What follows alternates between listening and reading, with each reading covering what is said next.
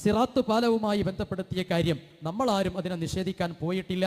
ഹദീസ് സമാഹാരത്തിലെ 1-ാം വാള്യത്തിലെ 606, 607, 608 ഹദീസുകൾ ഈ വിഷയത്തിൽ കൃത്യമായി വന്നിട്ടുള്ള പരാമർശമാണ്. മർക്കസു ദഅവയുടെ അഭിപ്രായം അതാണ് ആ വിഷയത്തിലുള്ളത്. അപ്പൊ മർക്കസ് ദഅവന്റെ അഭിപ്രായം ഈ ഇസ്ലാം സമാഹാരത്തിലാണ്.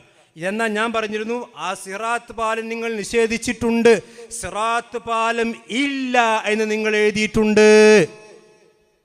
ഞാൻ ചോദിക്കുന്നു, സഹീഹുൽ ബുഖാരിയുടെ ഹദീസ് വിശദീകരിച്ചുകൊണ്ട് നിങ്ങൾ പറഞ്ഞില്ല ഞങ്ങൾ മുൻഗാമികൾ മാത്രമേ പറയുള്ളൂ.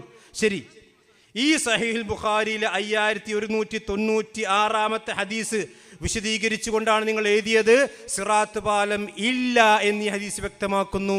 ഞാൻ ചോദിക്കുന്നു, ഈ ഹദീസ് വിശദീകരിച്ചുകൊണ്ട് ഭൂമിക്ക്, അള്ളാഹിന്റെ ഭൂമിക്ക് മുകളിൽ അഹ്ലുസുന്നയിൽപ്പെട്ട ഏത് പണ്ഡിതനാണ് സിറാത്ത് പാലം ഇല്ല എന്ന് എഴുതിയത്? അത് തീർന്നില്ല. ഇത് നിങ്ങൾ ഇറക്കി യുവത പ്രസിദ്ധീകരിച്ച പുസ്തകമാണ്.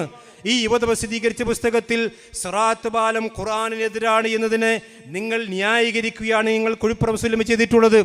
അപ്പോൾ സലാം സുല്ലമി എഴുതിയതും കുഴിപ്പുറം സുല്ലമി എഴുതിയതൊന്നും ഇപ്പം നിങ്ങൾക്ക് സ്വീകാര്യമല്ല അല്ലേ? എന്നാൽ അതങ്ങോട്ട് തുറന്നു പറയും.